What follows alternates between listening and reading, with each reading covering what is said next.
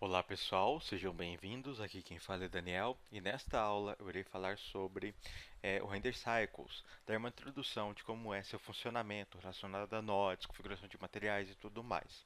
Bom, eu já citei uma cena rapidinha aqui para a gente não ficar enrolando muito. Para alterar para o renderizador, você clica nesse botão aqui em cima. Vai ter o Blender Game, Blender Render e o Cycle Render. Você clica nele e beleza. O painel de renderização de mundo, materiais e alguns outros irá mudar, pouco ou muito. No caso do material, por exemplo, se eu clicar em New aqui, normalmente, irá aparecer as opções de configuração de material. No primeiro momento, você vai pensar, nossa, tem muito menos opções do que no render interno, no Blender Render. O que acontece? O Cycle Render ele funciona através de nós, ele tem uma maneira diferente de processar os materiais, iluminação, volume e tudo mais.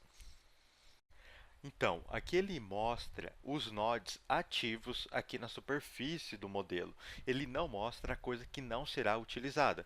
Por isso tem esse visual mais enxuto, com poucas opções. Bom, vamos lá. Eu vou abrir o Preview, que é algo que eu creio que você esteja familiarizado. E vou mudar aqui para Suzanne para ver os efeitos aqui das opções. Por padrão, aqui na superfície vai estar no Diffuse, vai ter um Color, o Roughness e o Normal. Aqui na Surface é o tipo de superfície, onde eu seleciono se ela é espelhada, se ela é fosca, transparente. Por padrão, vai estar na Diffuse, que é cor, é uma superfície sem nenhum tipo de reflexo. Na verdade, tem reflexo, mas só que tem uma aparência mais opaca, sem nenhum tipo de espelhamento. E aqui eu tenho o Color, que determina a cor do meu modelo. Se eu clicar aqui, ó, eu posso colocar a cor que eu desejo e visualizar ali no Preview. E aqui eu tenho o valor de Roughness que você vai compreender mais adiante. E o Normal é onde eu coloco valores, coloco imagens para dar relevo à minha superfície. Bom, aqui nos tipos de superfície, você já conheceu então a Diffuse. Agora, se eu mudar, por exemplo, para Glossy, a minha superfície fica espelhada. Eu posso mudar a cor do meu espelhamento para a maneira que eu desejo. E aqui no Roughness, ele funciona da seguinte maneira. Zero é igual a espelhamento perfeito. Deixa eu aumentar aqui, ó, o tamanho. Ó, deixa eu ver. Aqui, ó. Tá vendo? Ó? Zero é igual a espelhamento perfeito. Ó, perceba, ó. Ele reflete perfeitamente o ambiente ali dentro. E quando eu aumento o valor de Roughness, por exemplo, 0.100, ó, o espelhamento fica mais fosco não, mais esfumaçado. Então eu posso determinar o comportamento aqui do meu reflexo. Fora o gloss, eu também tenho aqui, ó, outro tipo de superfície que é, cadê aqui? A glass. Glass em inglês significa vidro, então significa que eu vou reproduzir a aparência de vidro na minha superfície. Eu vou deixar a cor aqui branca, que é o mais comum, né? No mundo real, seja para plástico, vidro ou qualquer outro tipo de superfície que tenha transparência. Então, aqui eu tenho a opção Beckman. Isso aqui é a maneira como o Blender calcula os efeitos físicos na superfície de luz e tudo mais. Eu não conheço os demais. Isso aqui é a maneira como o Blender calcula. Influencia na aparência? Não muito. Bom, o color você já viu, tem o valor de Roughness. Valor de Roughness zerado, o que acontece? Não tem distorção. Perdão, fica bem nítido a transparência, tá vendo? Ó, quadradinho lá. Enquanto 0.200 ele esfumaça a minha transparência. Agora, uma outra coisa que é muito importante, que é o valor de IOR, índice de refração.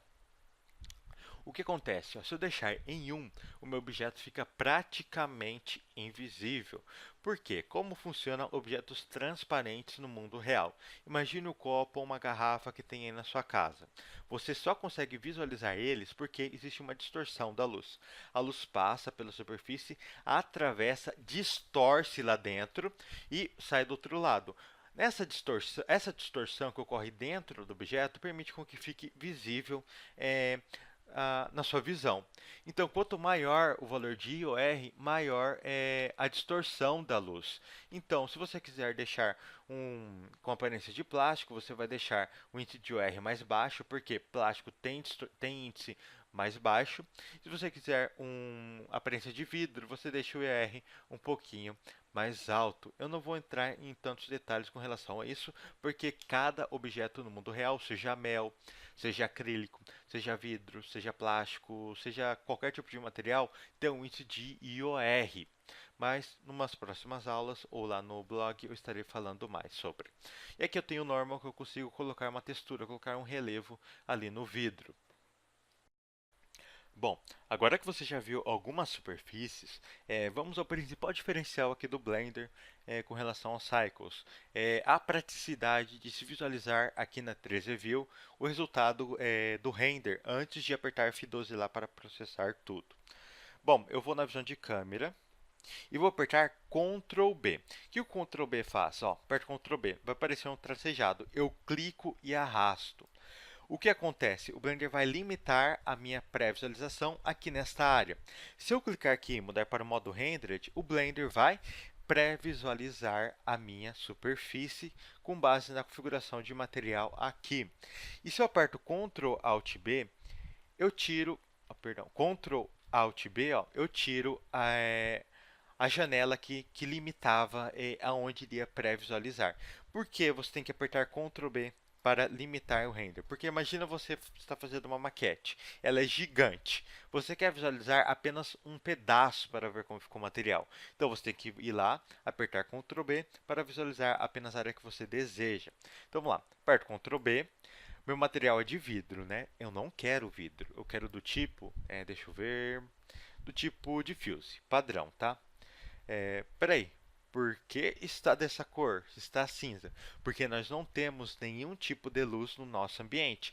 E como o nosso plano de fundo está cinza, o cinza emite um pouco de luz aqui no ambiente. Eu não quero que aconteça isso. Eu venho aqui no meu mundo, percebo, ó, se eu clico aqui no color, deixo o branco, ó, ele emite luz bem forte e o preto fica sem luz nenhuma.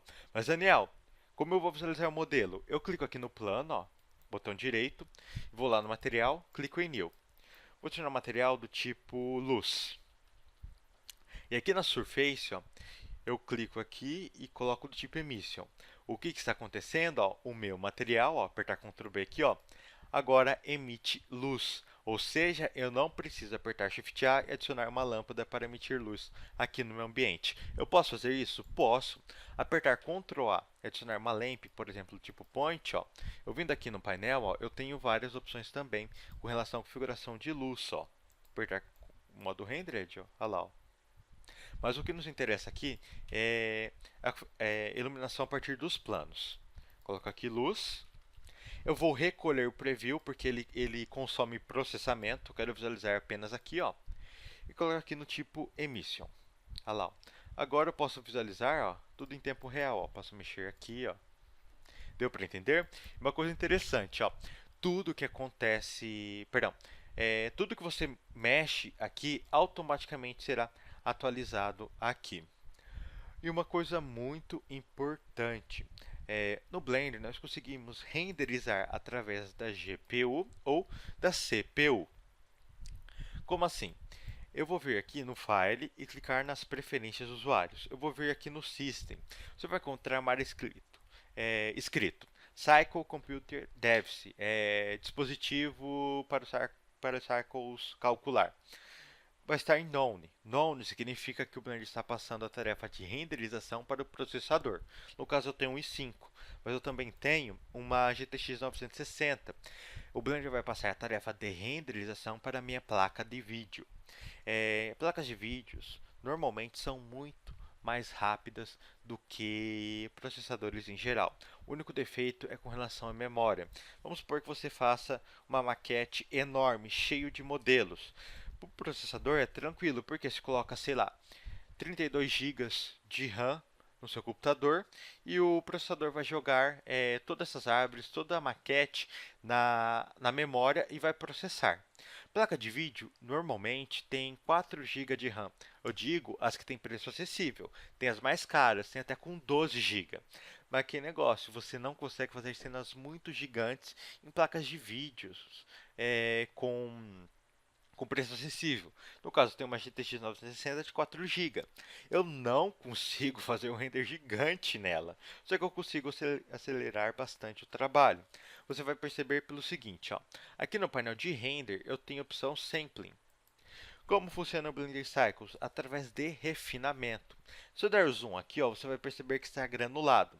Ele refina 32 vezes a minha renderização.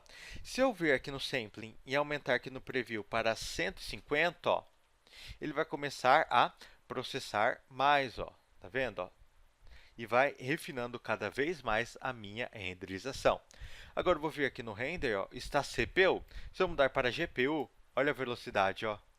A diferença é bem absurda. Então, se você tiver a possibilidade de adquirir uma placa de vídeo a partir de uma GTX 950, pelo menos, vai acelerar bastante o seu trabalho. Me desculpe pela pronúncia, porque eu estou com um aparelho bem no céu da minha boca e estou com dificuldade de falar. Mas acho que deu para entender, né? Enfim, então aqui eu consigo controlar a quantidade de refinamentos aqui da minha renderização. Eu tenho do render e do preview. Do preview é o refinamento na minha 3D View, na viewport. E aqui é quando aperta F12. Se eu deixo aqui, por exemplo, 10 e aqui 150, não adianta nada. Ao apertar F12, ó, ele vai renderizar, ó, apenas 10 samples e vai ficar granulado. Bom, agora que nós já sabemos que nós temos vários tipos de superfícies e cada uma delas tem um tipo de parâmetro, nós podemos evoluir mais e ir para o Node Editor.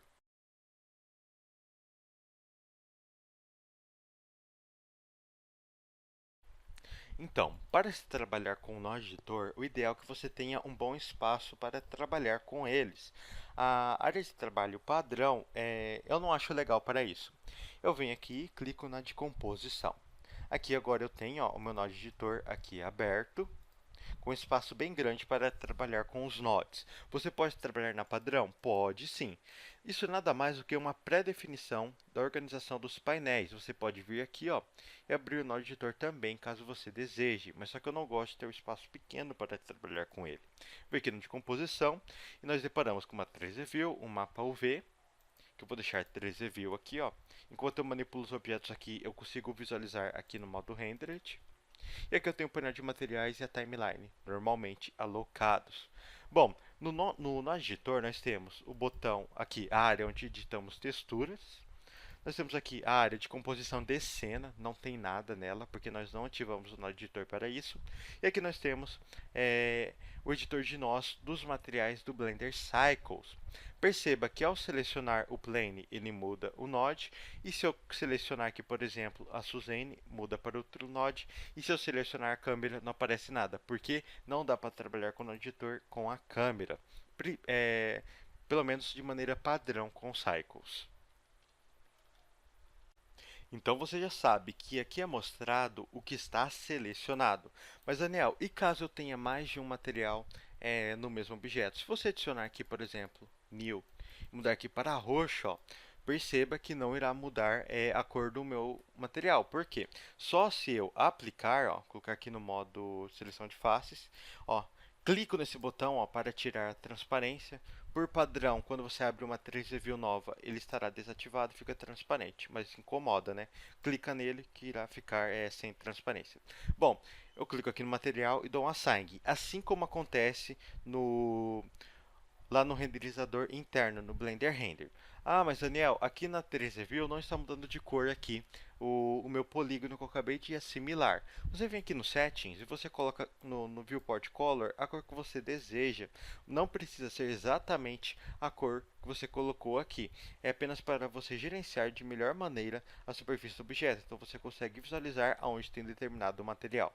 Bom, então, quando eu seleciono um, seleciono outro, ó, perceba, ó, que os nodes mudam, porque o Blender vai mostrar para mim o node do material selecionado. Os que são nodes? São estas janelinhas. Clicando e arrastando com o botão esquerdo do mouse, ó, você consegue arrastar elas. E quanto a esta linha? Funciona da seguinte maneira o Node Editor. Eu tenho aqui dados de entrada pelo lado esquerdo e dados de saída. Aqui no Diffuse, ó, eu tenho configuração de cor, do roughness e do normal. Perceba que aqui no normal não está entrando dado nenhum. Logo, a minha superfície não tem nenhum tipo de relevo, porque não tem nenhuma textura entrando aqui. Então, ó, eu tenho entrando cor e roughness aqui na superfície. Tudo que entra na superfície é representado aqui na minha renderização. Se eu clico na bolinha verde aqui da superfície e arrasto para o lado esquerdo, ó, perceba que ficou tudo preto, porque não está entrando nenhum tipo de dado aqui na minha superfície. Eu posso entrar também dado de volume, que é fumaça e fogo. Eu também posso entrar dado de relevo, que é o displacement. Como assim relevo? Por exemplo, pele tem poros. Você vai entrar aqui com as informações de relevo dos poros. Então, nós temos superfície, volume e displacement. Legal, Daniel. Aqui no painel de material também sumiu a opção do diffuse. Por quê? É representado aqui apenas as opções que estão conectadas na superfície. Então, vamos lá. Clico e arrasto, desconecto. Se eu clico e arrasto e conecto, ó, vai aparecer ali na superfície. Ó. Correto? Eu posso mudar a cor tanto aqui quanto aqui. E se eu apertar Shift A, vai aparecer o menu de adição de nodes. Eu tenho aqui a opção Shader. Ó, as mesmas opções que estavam aqui, ó, eu encontro aqui também. Eu posso apertar tanto Shift A quanto clicar aqui no Add. Aperto Shift A e vou adicionar o tipo Gloss.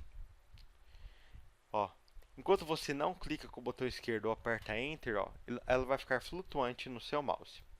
Bom, por que as opções não estão aparecendo aqui no meu material? Porque você precisa conectar aqui na superfície. Ó. Clico e arrasto. Ó.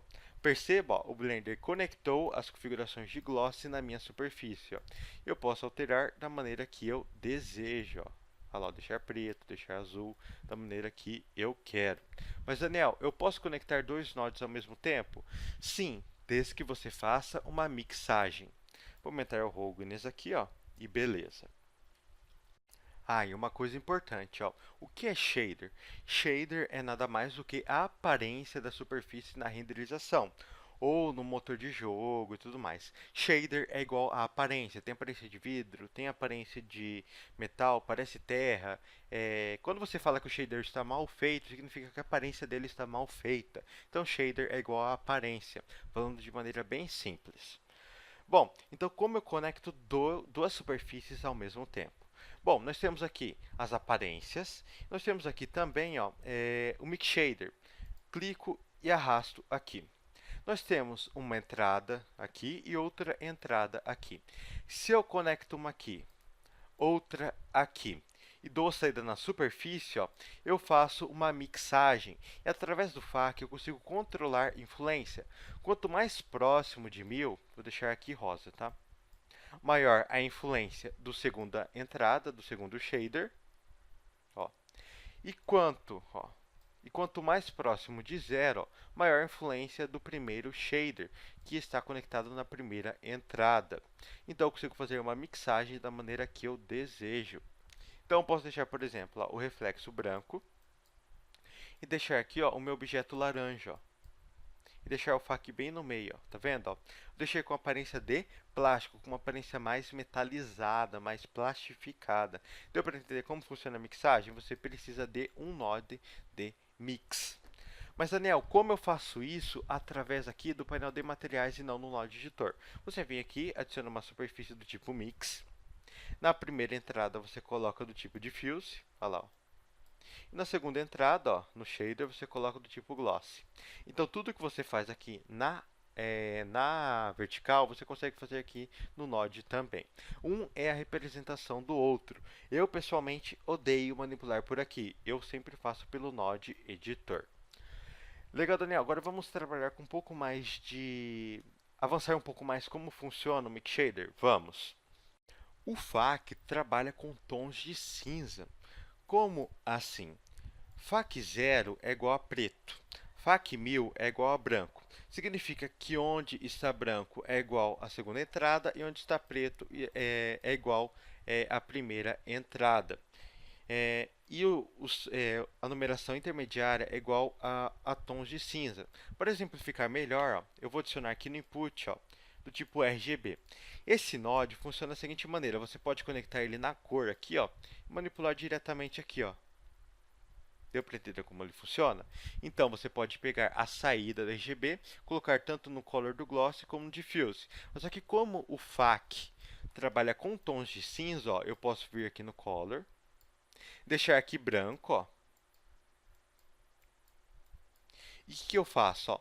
Aqui no brilho, ó, eu consigo deixar preto, ó, deixar diffuse rosa e o gloss branco mesmo. O que acontece? Ó?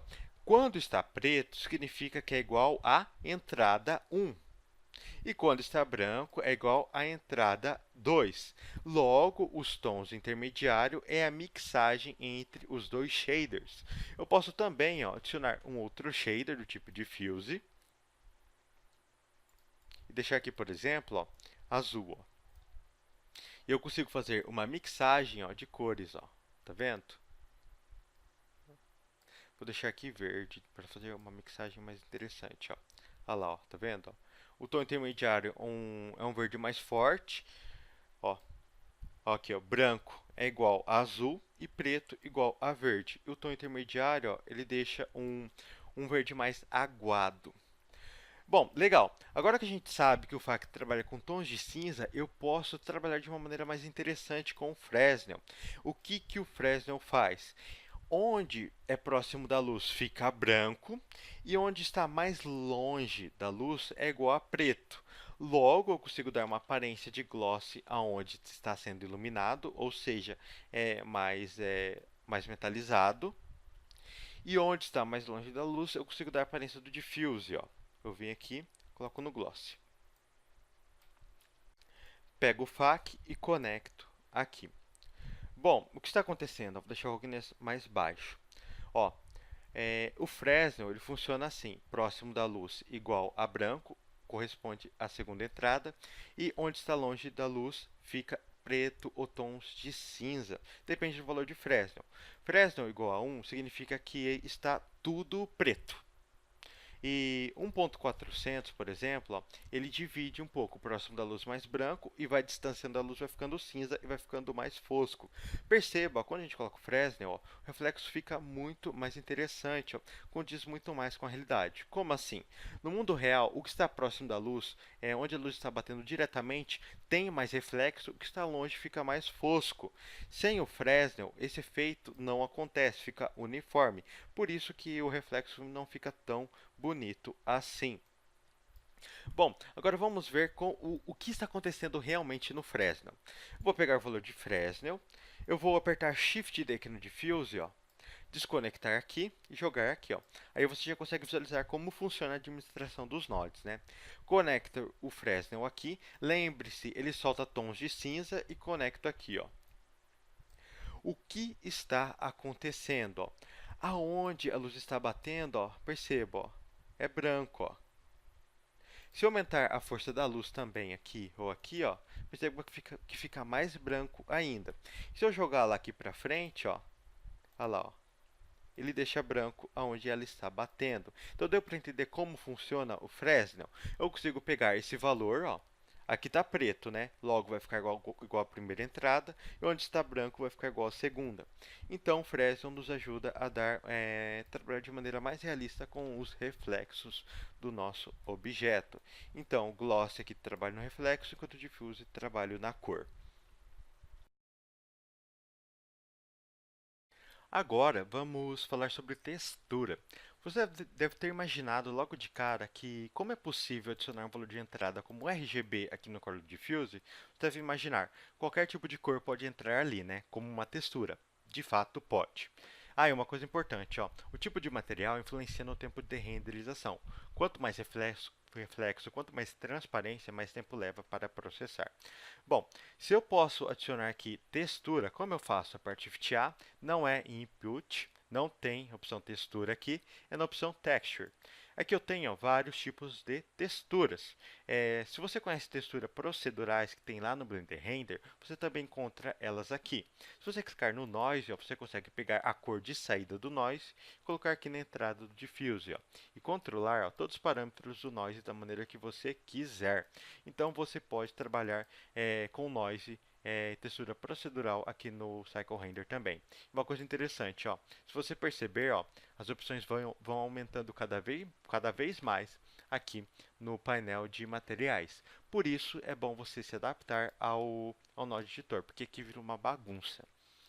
Bom, eu venho aqui, eu vou adicionar uma textura do tipo imagem, que eu acho que você se interessa, né? E coloco aqui. Ficou rosa porque não tem nenhuma imagem aberta. Clico em Open, venho aqui e vou abrir essa textura que eu baixei no CG Texture. Não está aparecendo nada, porque ela não tem nenhum tipo de mapeamento. Como eu determino o tipo de mapeamento que eu quero nela? Aperto Shift A, eu venho em Vector, clico aqui em Mapping. Perdão, não é Mapping não. Aperto aqui em Vector, perdão, venho em Input, clico aqui em Texture Coordinates, que é coordenada da textura. Eu quero que pegue a coordenada do UV. Beleza? Agora eu venho aqui no mapeamento UV. Meu material, meu objeto não tem nenhum tipo de mapa UV. Ó. Se eu vier aqui no painel de edição, ó, não tem nenhum tipo de UV. Então eu entro no modo de edição, seleciono tudo com A, aperto U, clico aqui em UV, o Smart UV Project. Clico em OK. Eu não vou fazer nenhum tipo de mapeamento complexo, porque não é o foco da aula. Volto aqui para o modo Rendered. Agora sim aparece a textura. Eu não preciso visualizar ela aqui para mostrar aqui. Se você quiser, você pode. Você vem aqui e abre ela. Mas não é obrigatório, porque o Blender vai representar o que está aberto no Node, não o que está aberto aqui no UV Image Editor.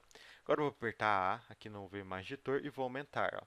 Perceba, ó, que ele altera ali o meu mapeamento. Porque eu tenho aqui um node de coordenada de textura. Opa.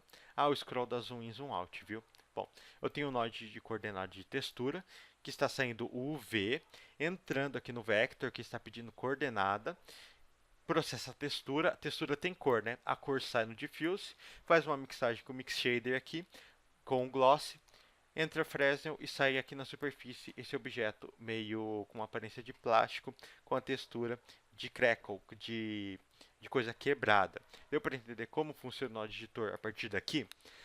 Bom, Daniel, se eu tiver dois mapas UV, como eu faço? Você vem aqui, Shift A, vem em Input, UV Map. Caso você tenha mais de um mapa, você vem aqui, coloca o nome do mapa e conecta aqui no Vector, correto?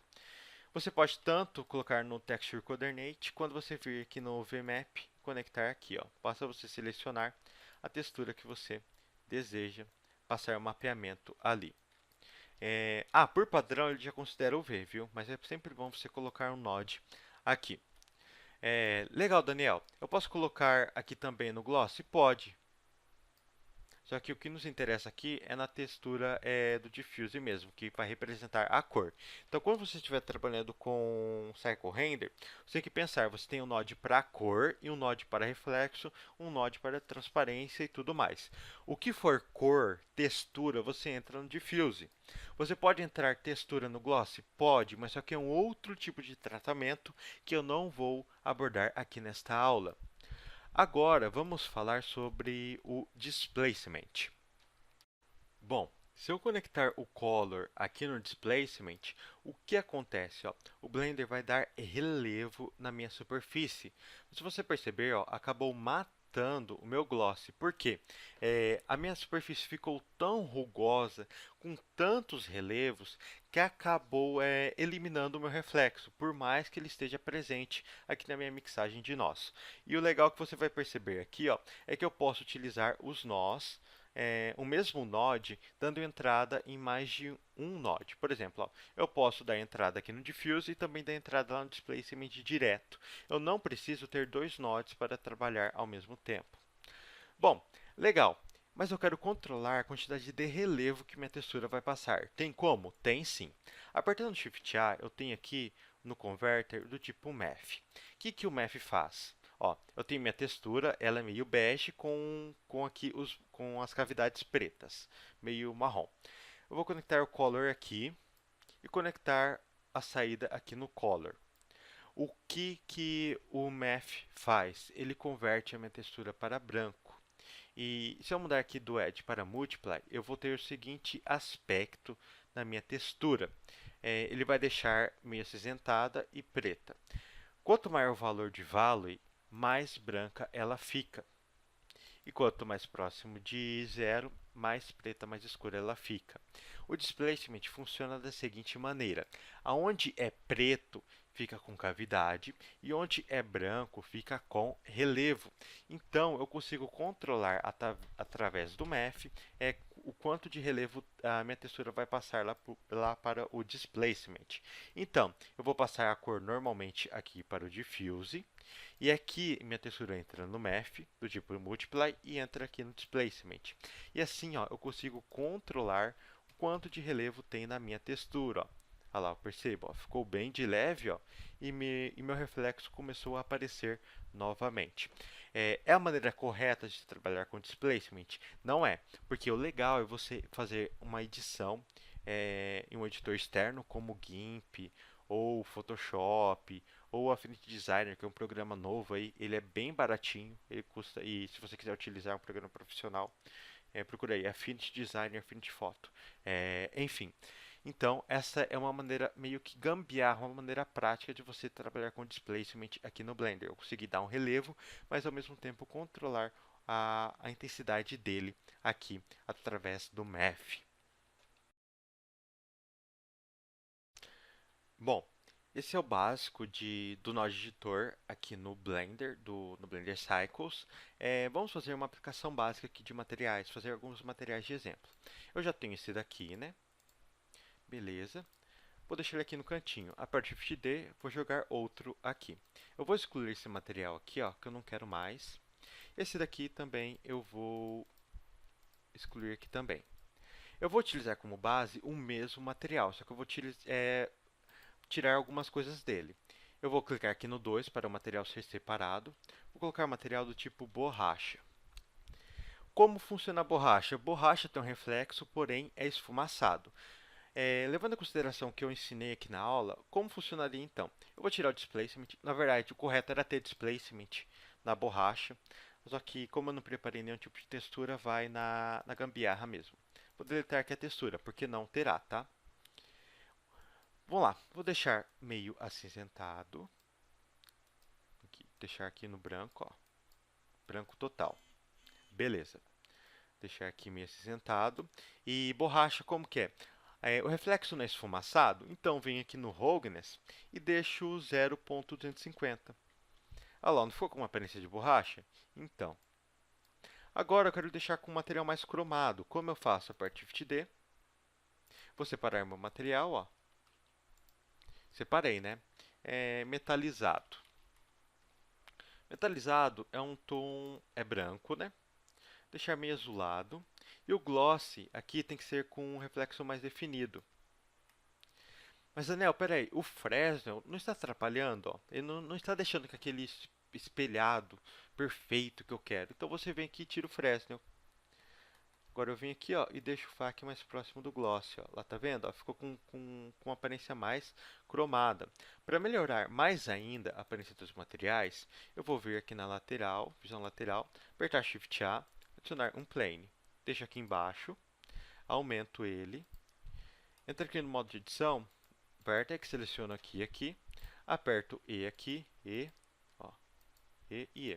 Se você não sabe modelagem, aprenda o básico.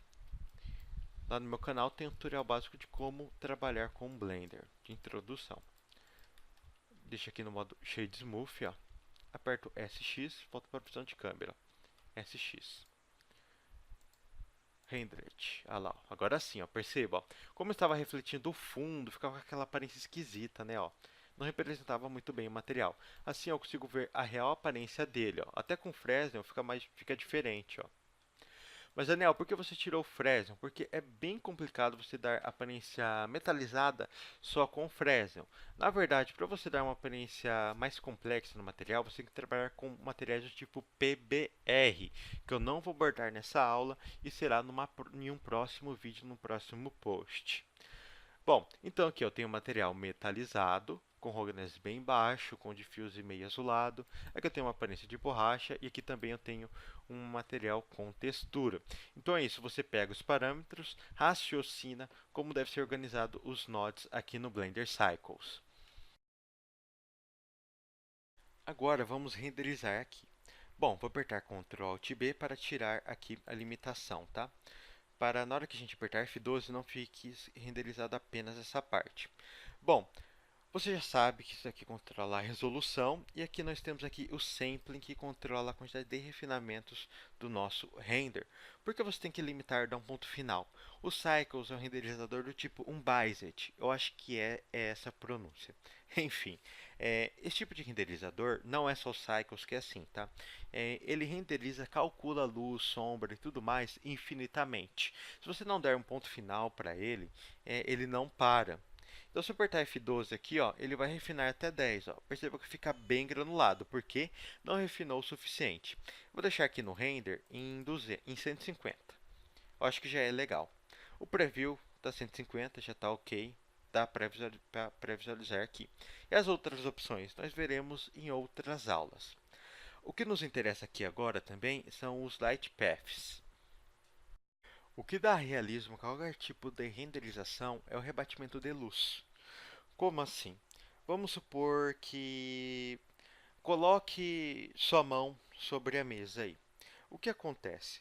A luz simplesmente não vai bater na. Se fosse isso, a sombra atrás dela, embaixo dela, ia ficar 100% preta, o que não acontece. A luz bate na sua mão, sobe para cima, rebate no seu rosto, rebate no seu corpo e tudo mais. É imperceptível? De certa forma é. Mas e a sombra lá embaixo? Por que ela não é 100% escura? Porque a luz bate na mesa e entra por debaixo da sua mão e rebate novamente para a sombra. Então, não fica 100% preto. Essa é uma maneira bem tosca de se falar sobre rebatimento. Outra coisa, vamos supor que uma luz está passando por uma fresta da janela, bem pequena. O seu quarto está totalmente escuro. Só que ao entrar luz por essa fresta, você vai perceber que em torno dela vai ficar iluminado. Não vai iluminar apenas exatamente o ponto que ela está batendo. Ela vai rebater na parede e vai propagar para o lado, iluminando o que está em torno. E uma coisa importante, se a sua parede for preta ou escura, não vai se propagar tanto. Porém, se ela for clara, vai propagar muito mais. Ou seja, cor também influencia na propagação da luz e rebatimento dela. Então, Light Paths você controla nada mais do que isso, o rebatimento da luz no ambiente. Quanto menos rebatimento, menos realista, quanto mais rebatimento, mais realismo. Corte rápido aí no vídeo, porque eu tive que configurar a cena de uma maneira diferente para facilitar a explicação. Bom, começando aqui pela transparência, nós temos o máximo e o mínimo. Isso aqui é a quantidade de rebatimentos que a luz vai realizar dentro de um objeto transparente. Então, no caso, isso está relacionado ao vidro, né? Na verdade, não. Se eu coloco 0 aqui no máximo e 0 no mínimo, significa que não tem nenhum rebatimento em um objeto transparente. Mas, Daniel, o vidro continua normal ali. O que mudou foi esse objeto aqui embaixo. Nós temos o shader do tipo transparência. Ó. Então, você vier aqui, ó, nós temos transparência. Então, essas opções aqui estão relacionadas ao shader de transparência e não de vidro. São coisas diferentes. Mas e quanto ao mínimo e máximo? Então, nós podemos setar o máximo de rebatimentos que vai ter um objeto e o mínimo que ele vai ter. Quanto maior o valor de máximo, mais tempo de renderização. E o valor de mínimo aqui é para você setar uma tolerância. Se eu coloco mínimo 5 e máximo 12, o Blender vai ter uma folga ali para raciocinar, para colocar o número que ele acha necessário em determinado local. Se ele acha que aqui perto da orelha é necessário apenas 6 rebatimentos, ele vai colocar. Se aqui próximo do olho ele acha que é necessário ter 12 rebatimentos, ele vai pôr 12 ali. Então, tem essa tolerância ali. Aqui nós temos o Shadow também. Quando você desabilita ele, quando você faz mixagem de materiais, por exemplo, ó, vou colocar aqui um shader do tipo Diffuse, coloco um Mix aqui. Mix Shader. Beleza, ó.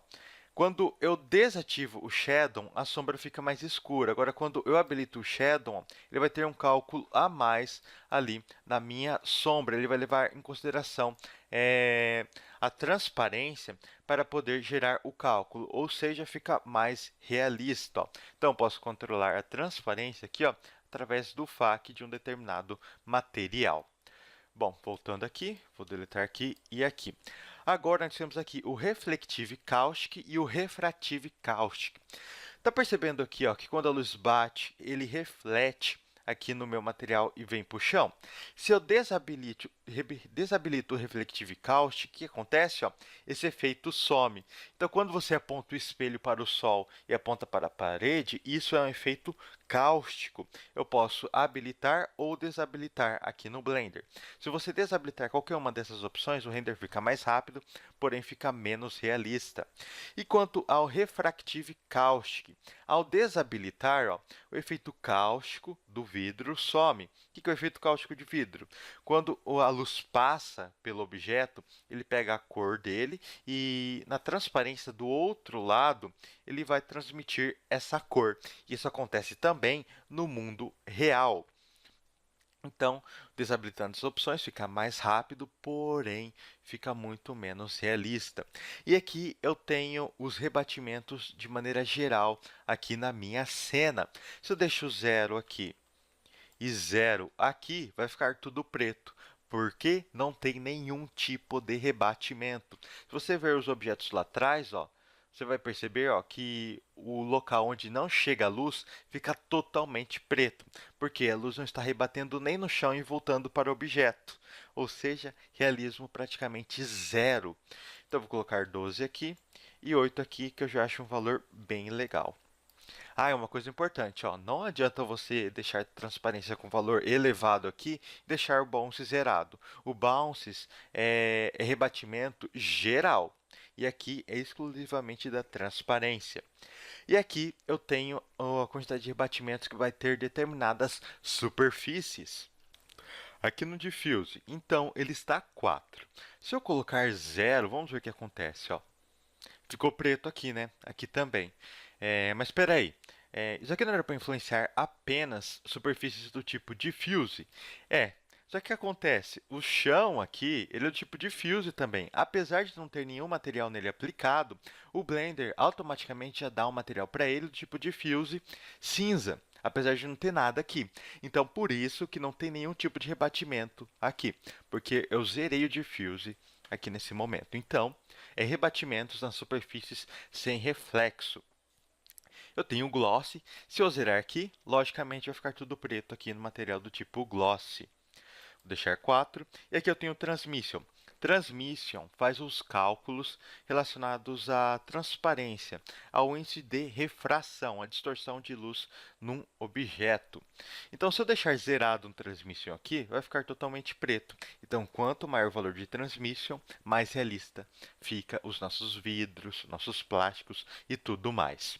E aqui eu tenho o cálculo de volume. Quando você faz fumaça, fogo e tudo mais, você tem que controlar aqui a quantidade de rebatimentos que vai ter nas formas volumétricas. E por último aqui eu tenho o Filter Gloss. Ele ajuda a tirar um pouco o ruído das superfícies que tem gloss, seja no efeito cáustico ou nela mesma. Se eu deixar, por exemplo, em 1 aqui, ó, você vai perceber ó, que ficou mais suave, com menos granulado, porém menos realista. Ó. Vou deixar zerado novamente. Tá vendo que ficou uns riscos aqui? Porque tem mais cálculos físicos, mais realismo, porém é mais demorado. Mas, Daniel, e quanto a essa área aqui? São pré-definições de configurações do Light Paths.